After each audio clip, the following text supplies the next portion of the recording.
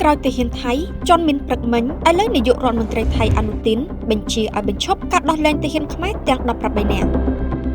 នៅថ្ងៃទី10ខែវិច្ឆិកាឆ្នាំ2025នេះតាមព័ត៌មានក្នុងស្រុករបស់ប្រទេសថៃបានឲ្យដឹងថាមានទាហានថៃ2នាក់បានរងរបួសដោយការដើរជន់មីននៅតំបន់ព្រំដែនខេត្តស៊ីសាកេតទល់មុខនឹងប្រាសាទព្រះវិហារដែលមានម្នាក់ដាច់ជើងខាងស្ដាំនិងម្នាក់ទៀតរងរបួសបន្ទាប់ពីករណីនេះបានកើតឡើងនៅថ្ងៃទី10ខែវិច្ឆិកាឆ្នាំ2025ដដែលនេះតាមសារព័ត៌មានខៅសុតបានចុះផ្សាយថាលោកអនុទីនដែលជានាយករដ្ឋមន្ត្រីថៃបានប្រកាសបញ្ឈប់ជាបន្ទាន់នៅកិច្ចព្រមព្រៀងទាំងអស់ជាមួយកម្ពុជារួមមានទាំងការបញ្ឈប់ការដោះលែងទាហានខ្មែរចំនួន18នាក់ហើយពិចារណាផ្អាកលើសេចក្តីប្រកាសសន្តិភាពរួមជាមួយកម្ពុជាដែលបានចុះហត្ថលេខានៅទីក្រុងកូឡាឡាំពូនាពេលកន្លងទៅនេះថែមទៀតនាយករដ្ឋមន្ត្រីថៃរូបនេះអះអាងថាលោកនឹងធ្វើអ្វីដែលប្រទេសថៃចង់បានប៉ុណ្ណោះព្រមទាំងបានណែនាំក្រសួងការពិជាតិនិងក្រសួងការបរទេសឲ្យអនុវត្តវិធីសាស្ត្រនេះហើយបដិញ្ញាថានឹងឈរជាមួយនឹងយោធានិងអ្នកការពារផ្នែកសន្តិសុខជាតិទាំងអស់